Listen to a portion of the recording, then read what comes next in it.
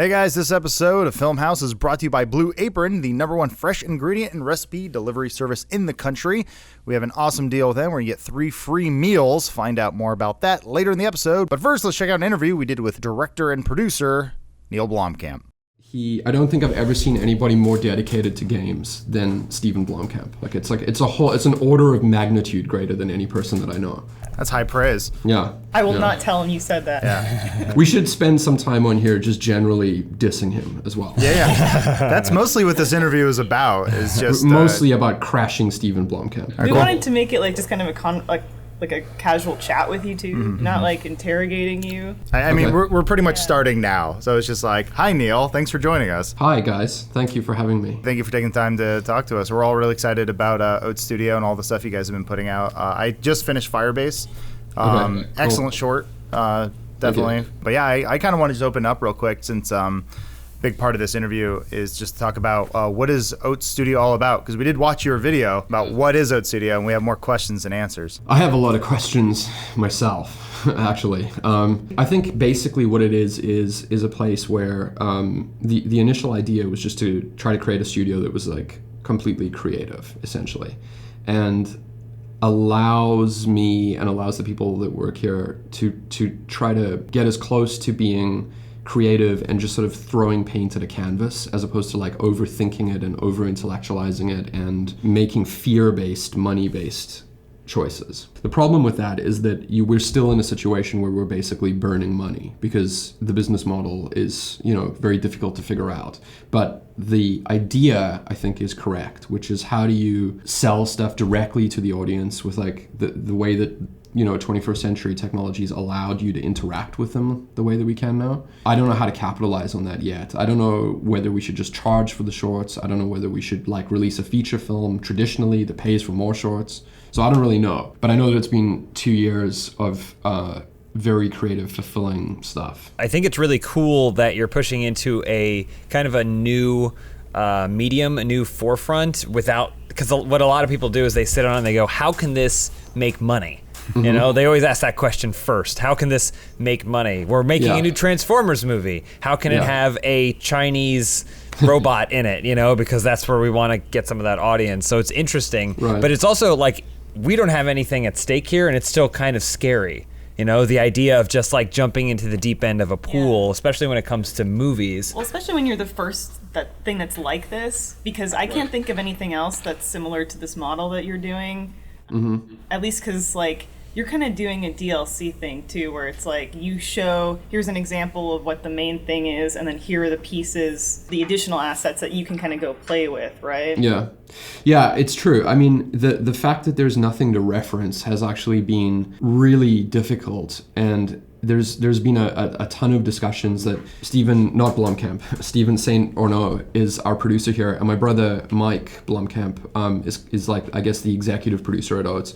And all we do is sit and try to figure out strategically like where the hell we are and what we're doing. It's like unbelievable how difficult it's been to try to figure out like how to position things in a way that it stands some chance of being financially feasible going forward. And the fact that we don't really have any reference, or like we don't really have anywhere we can look to see how someone may have done it before, actually creates this weird mixture of a feeling of like, that's where I like to be. I think I like the uncertainty of it, but it's like high levels of stress. The DLC part of it that I love, if you go on Steam and you want to get the assets, and hopefully we can add more stuff there, like whether it's like raw dailies or anything that the audience can think of that they may find value in.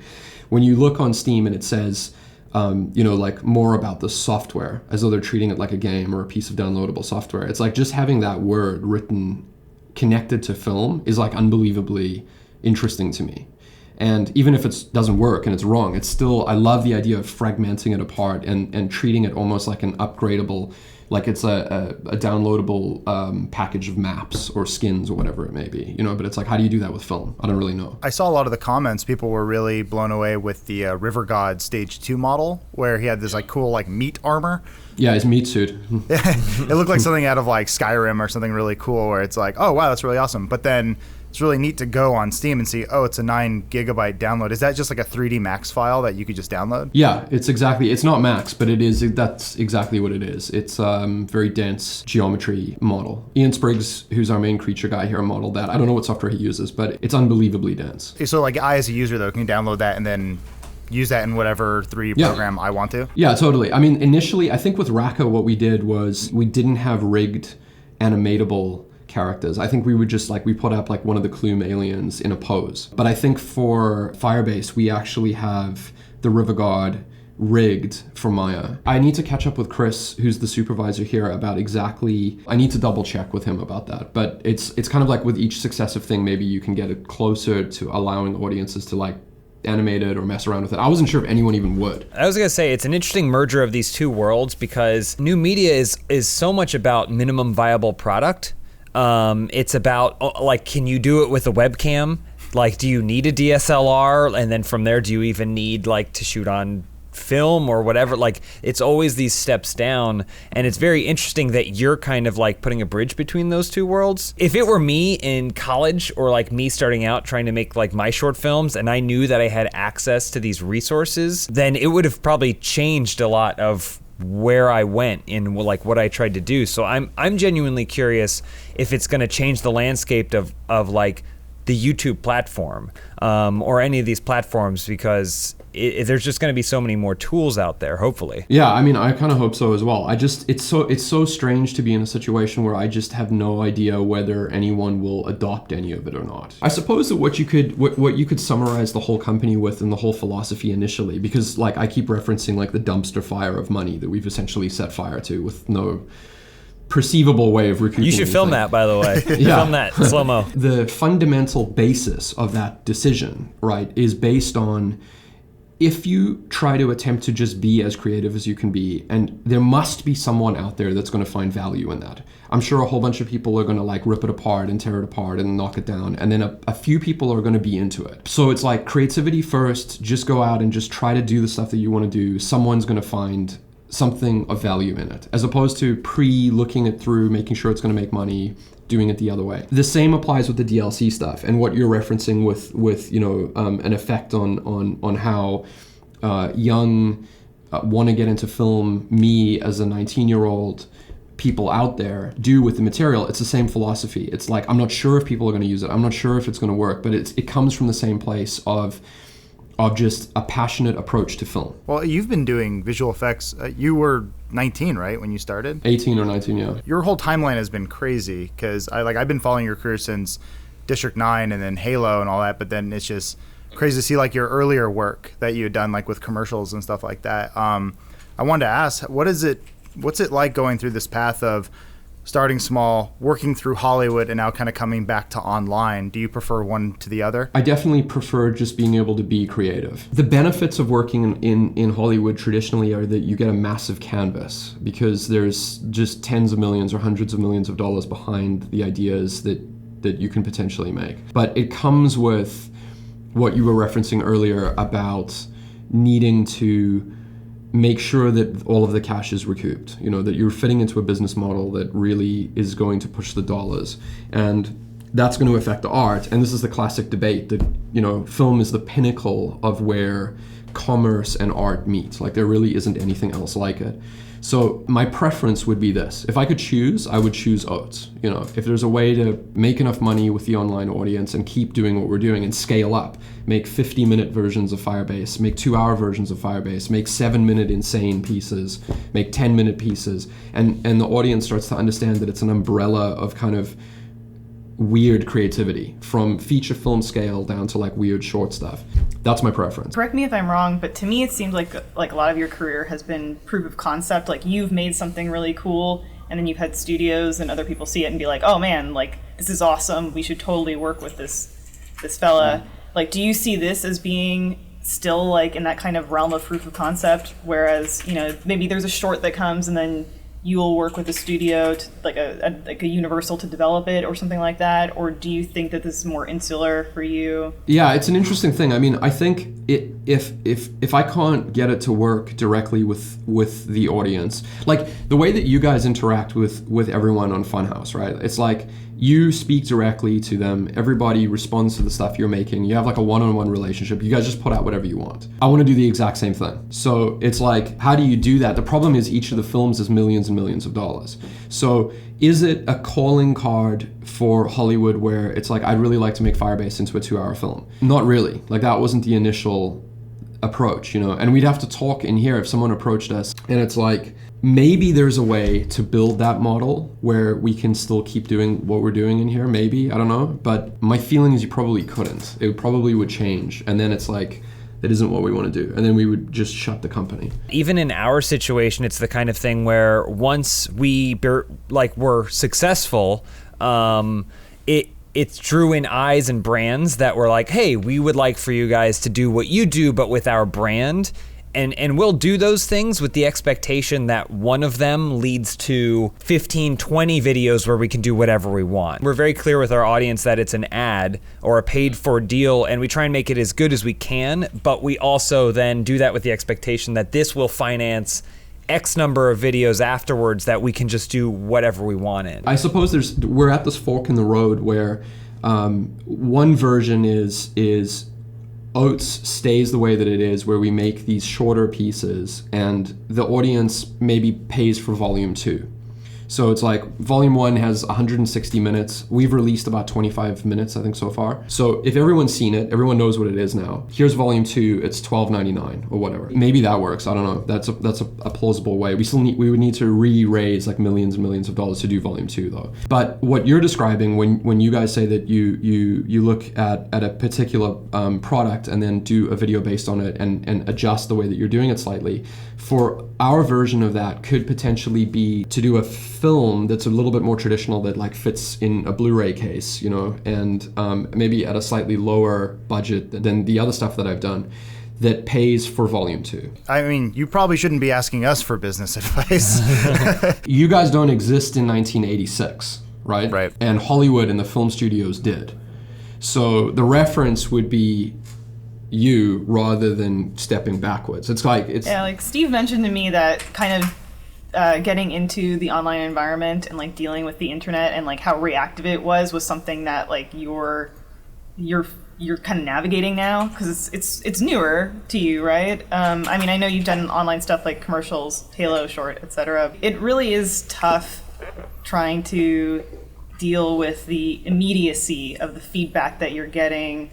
And that, so like, is there something like, have you had that kind of surreal, like mind-blowing moment where you had a realization of something? I think the thing that has been surprising is the volume of incoming stuff. I mean, it's cool. It's kind of like what we wanted, but you start realizing that it's going to be unbelievably difficult to stay on top of it and actually be able to respond enough and to curate stuff coming in as well. You're doing a good job of teasing stuff because like the puppet tweet, I'm all about puppets. You're talking about Chuckaroo, yeah. The Chuckaroo I don't know show. anything about it. I just saw the tweet that was like, would you voice these puppets or whatever? And I was like, yes, I would voice the puppets, Neill Blomkamp. She's gonna do that video, yeah. Chuckaroo, there's a few things that we have in here that are like, I'm not sure whether we should release them. Like they're a little bit on, it's not even that they're like too boundary pushing or too rude or anything. It's just that they're so weird. But if you give people weirder stuff, then I think that's even you'll be shocked by what they do with it. Well, someone will remix it with a Katy Perry song or something like, you know, out of the left field. They'll take those puppets and they'll make a noir film or something with them, and you'll be like, that's exactly what I want with it because the material is so crazy. I mean, it's all voiced, it's all cut, it's all ready to go. I think there's 6 episodes of Chuckaroo,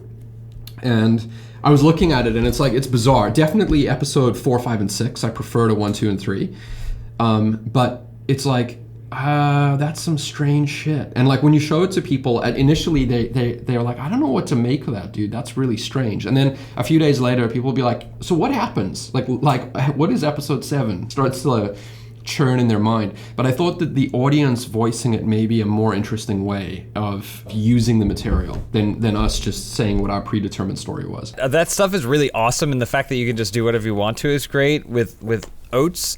But I'm curious, you've been really close to some pretty amazing properties, and I feel like every single time one comes around, the internet especially, like, gets super excited about your attachment to Halo.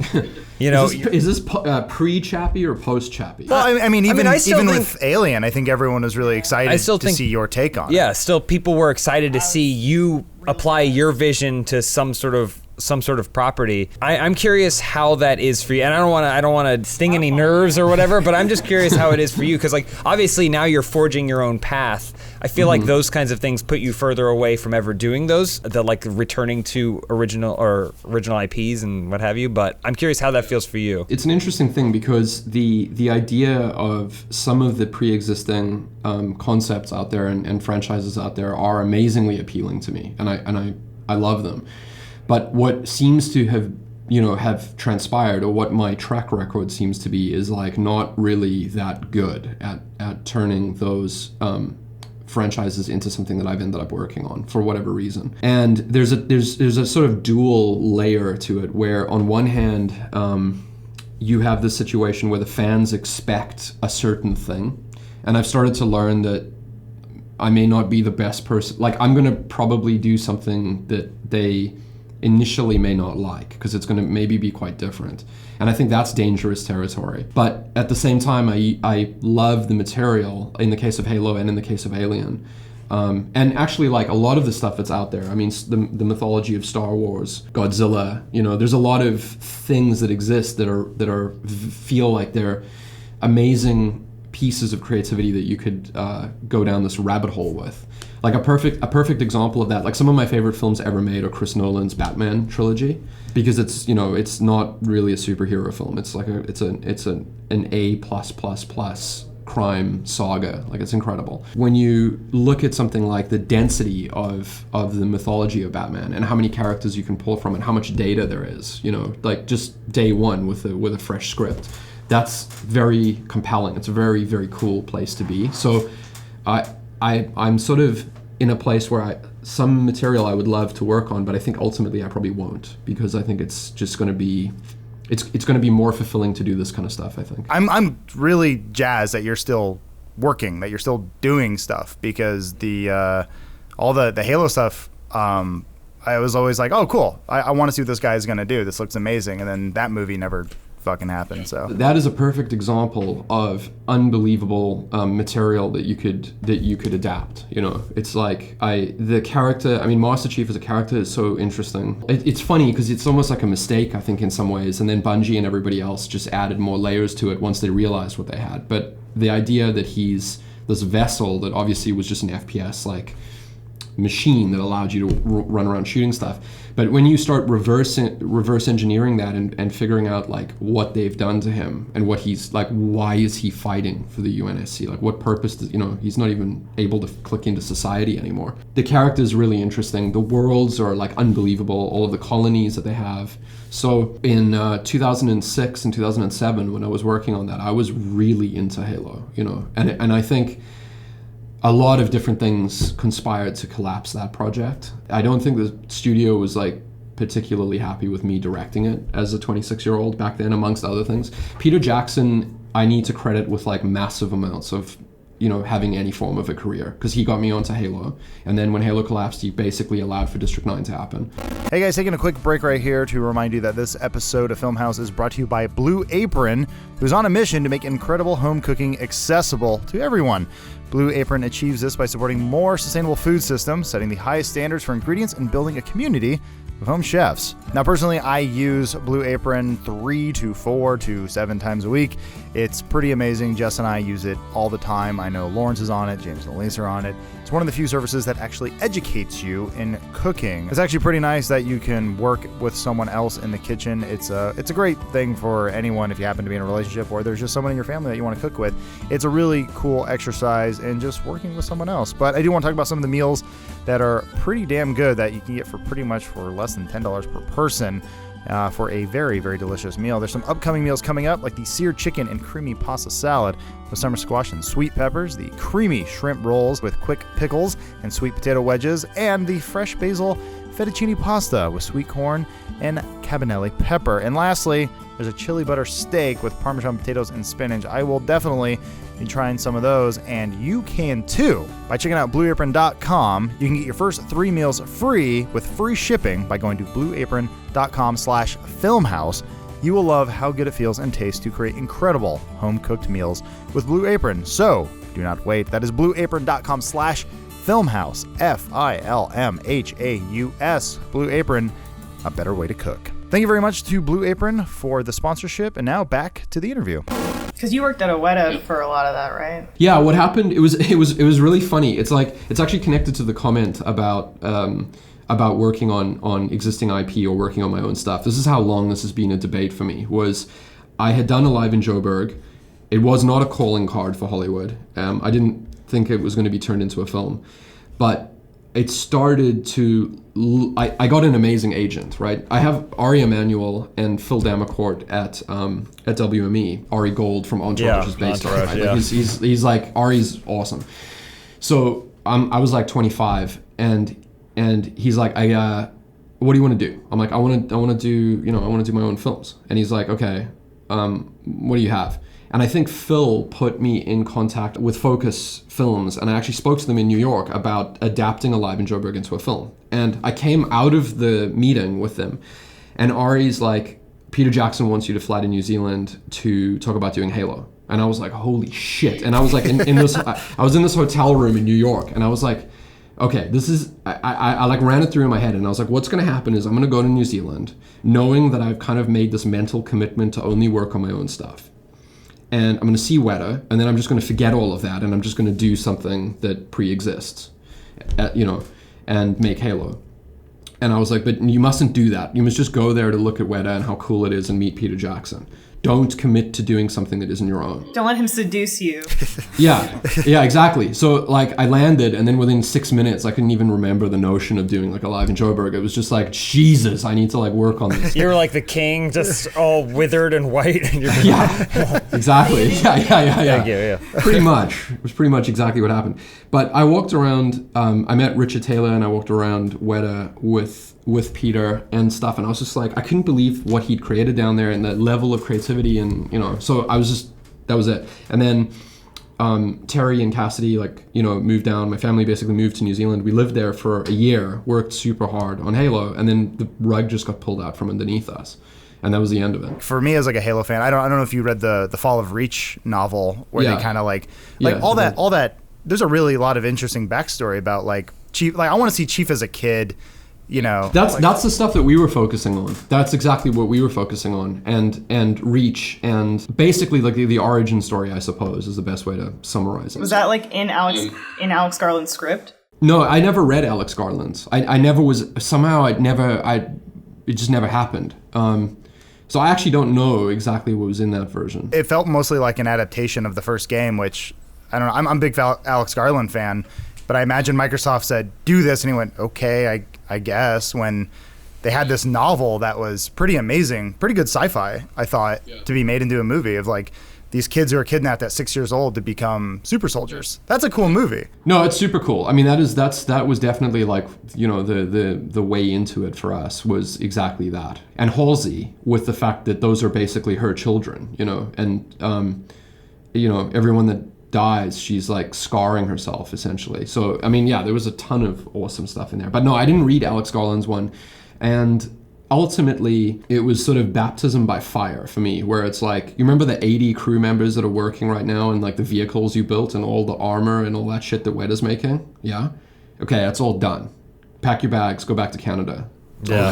And it's like, whoa, wait, what? With Alien, you were not that deep into any process, right? Or you were building stuff? No. There was no level of pre-production at all. It was only script development. I basically worked on Alien for about I met Sigourney on Chappie, and I had a different idea for an Alien film that I wanted to make. I mean, that's probably my favorite franchise, I suppose. I hate the word franchise. I hate anything that quantifies things financially. But I was obsessed with Alien and Aliens, and they probably made me want to get into film. And then, so I had this idea for a story set in the world of those two first films that was not a continuation of James Cameron's. It was just in the world of it, and it had a totally different character that was the lead character.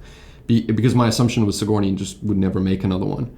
And then I told her about it on Chappie, and she was like, no, I actually would make another one because I felt like Ripley's story didn't end correctly. So I was like, oh, okay, that's amazing. So I went back to Vancouver, and while I was editing Chappie, I started to think about what I would do with Sigourney as basically a sequel to James Cameron's film.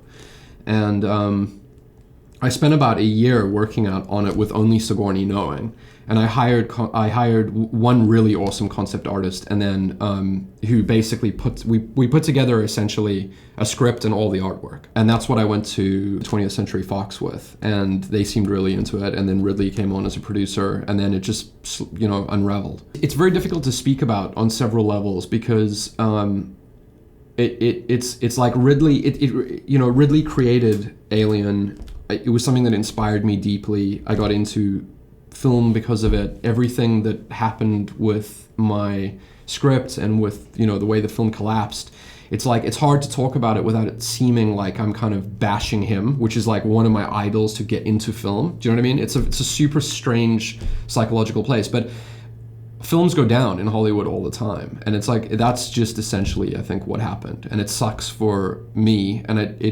it's not that it sucks for Sigourney. I mean, it's not going to make any difference to her, but I think that she really did like the story because it allowed Ripley to. It really felt like a cool third film. It's cool to see that you're still working with her.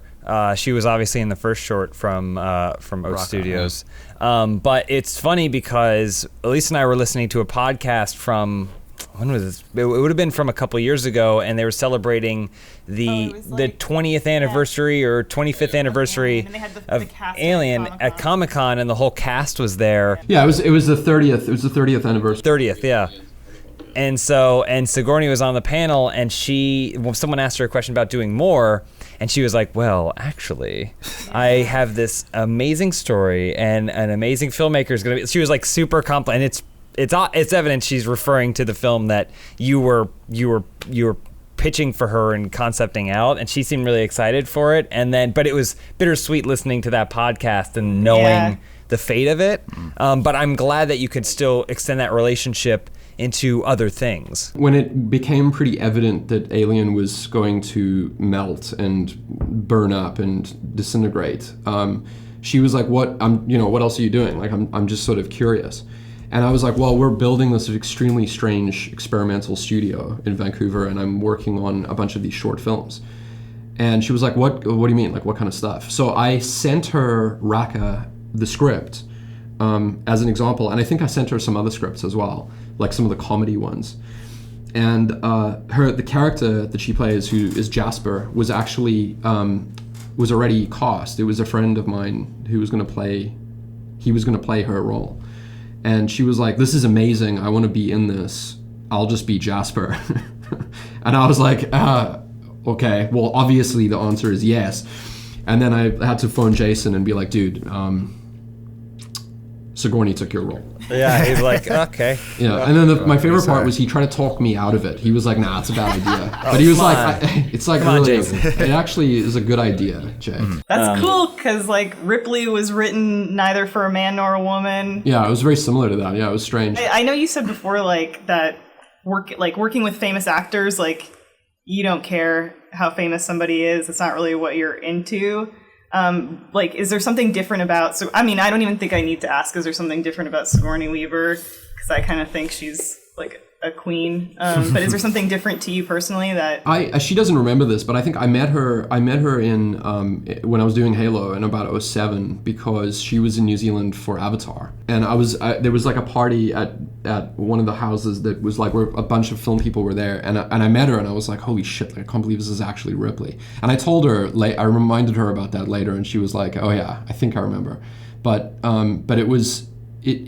there's a place, I think, in my psyche where working with her is kind of a big deal. But I've been pretty lucky, though. I mean, I have a massive sort of the amount of respect that I have for her is similar to how I felt about working with Jodie Foster on Elysium. The difference is like Jodie is just not, I don't think she's very stoked with that film, you know, but it's like there's something similar about her as well, where I just felt like these people aren't as well known as they are because there is something really incredible about them. Are you familiar with like YouTube Red, with that platform?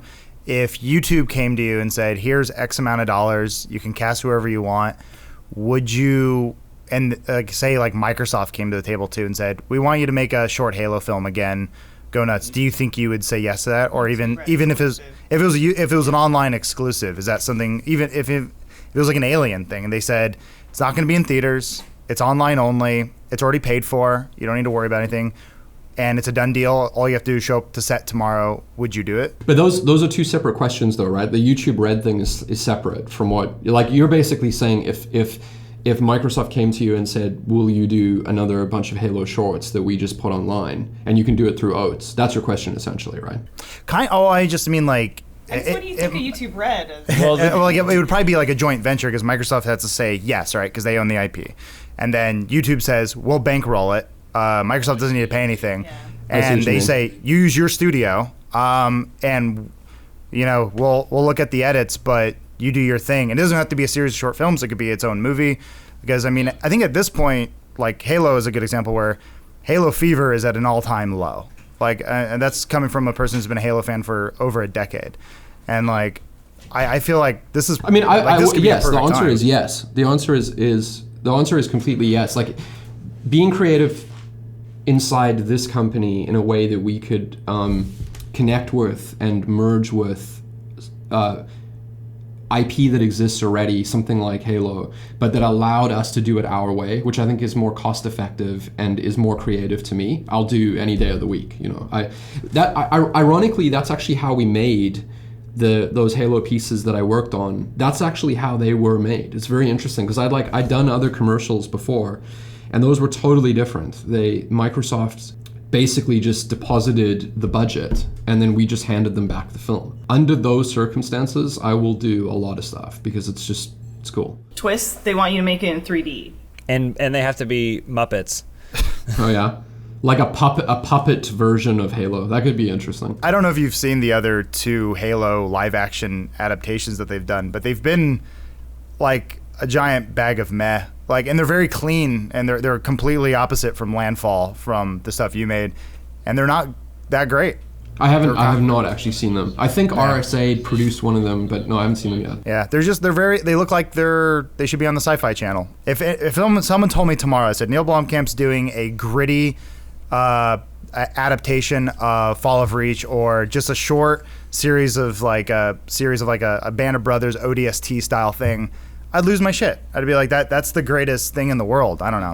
That is very creatively attractive, you know, to me. I would love to do that. As long as the circumstances feel like it's the other stuff that we were making in here, I would be there every day of the week. You've talked about before how you played like a lot of like Half-Life 2 online and stuff like that. Like, do you still find time to play video games at all, or are you just so busy with OATS? At OATS, we play CS:GO. Like, it seems in summer it's kind of died off, but it's usually like every Friday it starts turning into like, I love that whole kind of an entire office playing and killing one another vibe. And that was the Half-Life 2 deathmatch stuff was how we did that. That was back at a different VFX company that I was at when I was directing commercials. And I love that shit. Like when you're right with everyone in the same kill box and everybody's dying. So I would describe myself as like, CS:GO is kind of a staple, and then I'll flirt with like downloading games and playing with them, but very quickly. It's interesting, like my relationship to it seems to be, like an example would be in, I think 95 or 94, I played Myst, which like blew my mind, right? And I probably to some degree got me into visual effects or into the idea of 3D graphics and 3D environments. And some of how I think I interact with games is kind of like that. Like I really love the new Doom. So I'll download that, I'll play Doom for a bit, and then I start realizing, I'm like, shit, the motion blur at like 60 FPS is incredible. Like, I love how light this feels. I love how, it looks. I love the tone of it. I love this like insane music, this heavy metal that they have.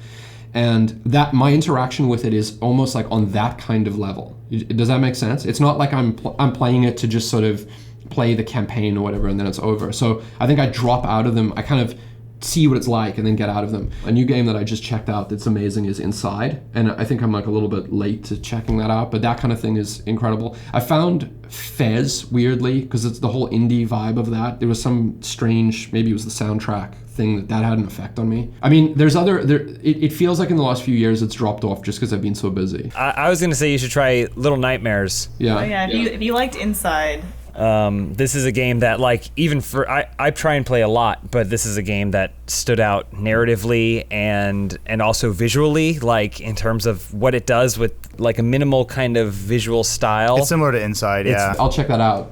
I've never heard of that before. I mean, I like indie games because I like the variety and I feel like developers take more chances and more creativity with them. But also, just like you were saying, like for the time aspect, you're able to finish a game in like 3 hours, so that's kind of a win. Mm-hmm. So I end up playing a lot of indies. Right now at OATS, we're working on a project inside Unity, right? We have our own motion capture stage here.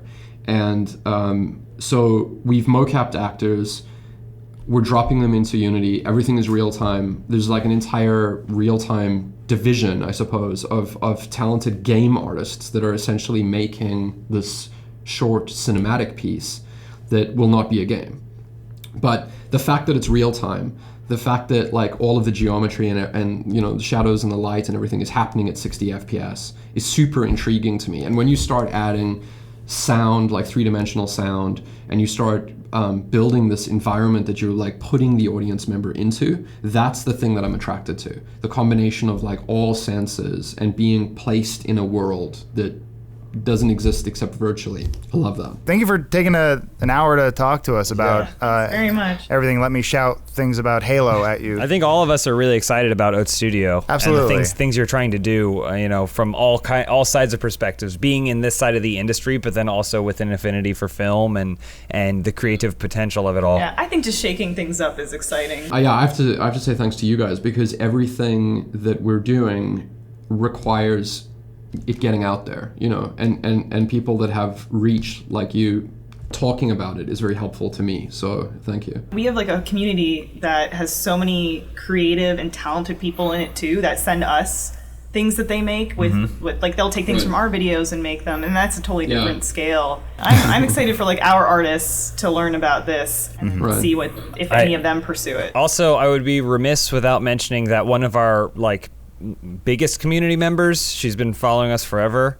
Her name's Katie, and I think she's purchased Chappie about 10 times in all different mediums. So like tattoo. She has a Chappie tattoo, and she absolutely loves Chappie. Man, that film behaves, I swear to God, it behaves so differently to everything else that I have ever worked on.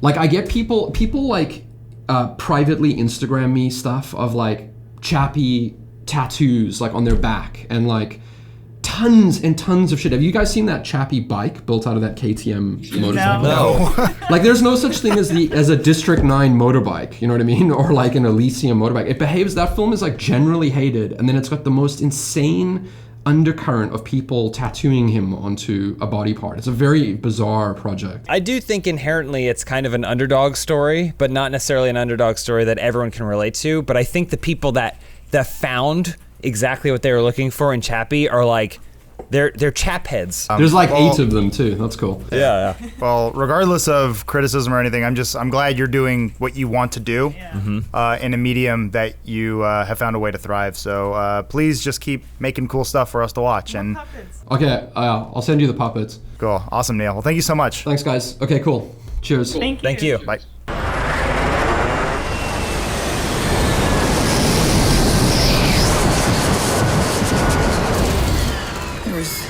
Russian aircraft, but not like MiGs or nothing.